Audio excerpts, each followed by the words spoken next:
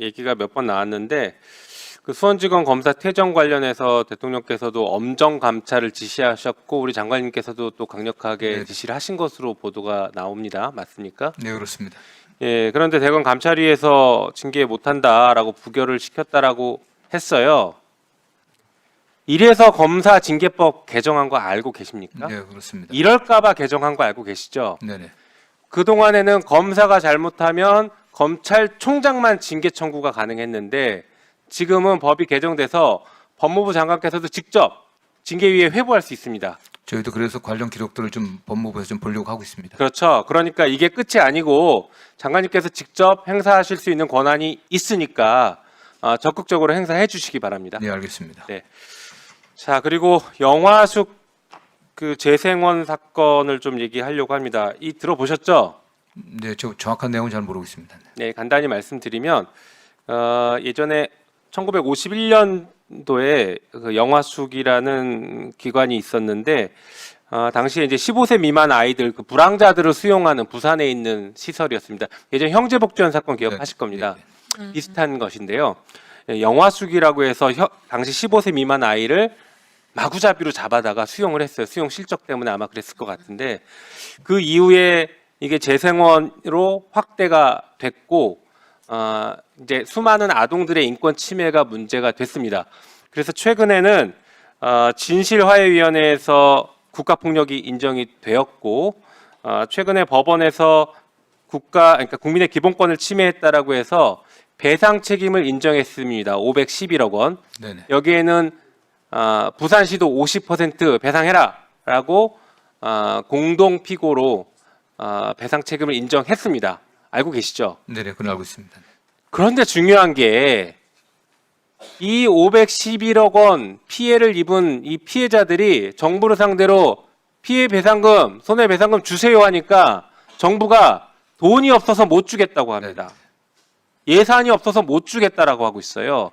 이게 말이 됩니까? 어떻습니까? 상당히 심각하게 생각하고 있고요. 지난해 또 일찍 그 배상금이 소진돼 갖고 올해 저희들이 예산을 많이 신청했는데 정부 재정당국과 협의 과정에서 뭐 몇백억 대로 줄었습니다. 지금 한 1,800억 정도 당장 필요한데 지금 예비비로라도 좀 지급하려고 좀 협의하고 있습니다. 가능한 좀 신속하게 또 노력을 하겠습니다. 네, 가능한 신속하게 지급하실 네. 수 있는 거죠. 예, 그렇습니다. 네. 이게 판결을 보니까 지급하지 않을 경우에는 연 이율이 12% 그렇습니다. 지원 대상이 있더라고요. 네네. 그러니까 511억을 1년 동안 지원하면 61억 원 이자가 추가로 붙습니다.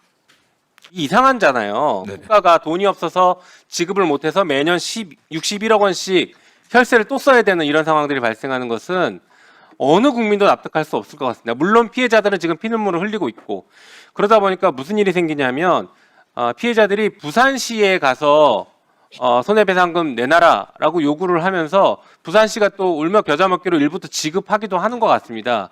뭐 피해자 입장에서 어디에든 빨리 받으면 좋겠지만 그 과정에서 이 정부의 역할이 사라져 버렸다는 게 매우 심각한 문제인 것이죠. 네, 적어도 우리 이재명 정부에서는 이런 일이 없어야 된다라고 생각합니다. 예, 죄송하게 생각합니다. 지난해에도 모자라 갖고 제가 재정당국과 직접 소통을 해갖고 집행을 했는데요. 기획예산처에 좀 강력하게 요청을 해갖고 예비비 집행할 수 있도록 하겠습니다. 네. 네, 장관님 말씀을 저도 적극적으로 믿고 잘 해결되기를 기대하고 네네. 있겠습니다. 신속하게 하겠습니다. 네. 그리고 마지막으로 하나만 더 질의 드려볼게요.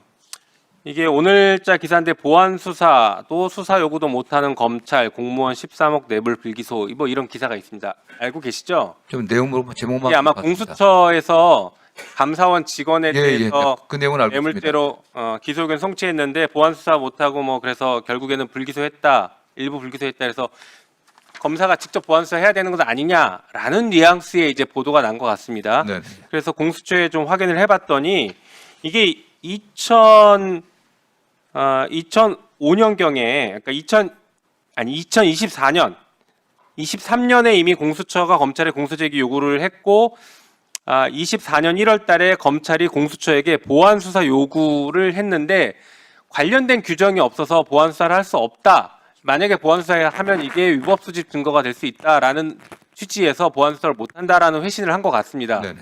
그래서 여기에 대해서는 더 논의가 필요한 것 같고 문제는 그 이후에 검찰이 1년 정도를 그럼 직접 보안 수사하면 되는데 안 했어요. 1분 더 주십시오. 검찰이 1년 동안 직접 수사를 통해서 보안 수사하면 되는데 그동안 안 하고 시간 끌고 있었습니다. 그러다가 25년 1월 달에 내란 사건에서 그런 결정이 한번 나왔죠. 공수처의 공소지기 요구 사건에 대해서 검찰의 보안 수사가 근거 없다라는 결정이 내란 사건 때 드디어 나오기 시작했습니다. 그래서 그 뒤로는 이런 사건에서 검찰이 보안 수사하기 어렵다라는 사법 판단이 있다라고 지금 검찰이 주장을 하는데 그건 이해가 됩니다. 25년 1월 이후에는. 네. 그런데 그 전에 이거 이미 1년 동안 보안 수사권을 행사할 수 있었고 이미 검찰은 그 전에도 서울시 그리고 부산시 교육감 사건 그다음에 송영무 전 국방부 장관 사건에서 이미 보안 수사권을 다 했어요. 했는데 유독 이 사건에서 보안 수사권 행사하지 않고 있다가 이번에 문제가 되니까 우리가 보안 수사 할 수 없어서 그럽니다라고 갑자기 핑계를 대기 시작합니다. 이거 잘못된 주장 아닌가요? 예, 저도 하여튼 그거 관련해서는 문제점이 뭐가 있는지 좀 파악해 보려고 하고 있습니다. 네, 잘 한번 파악해 주시죠. 예, 예, 네, 예, 수고하셨습니다. 네. 알겠습니다.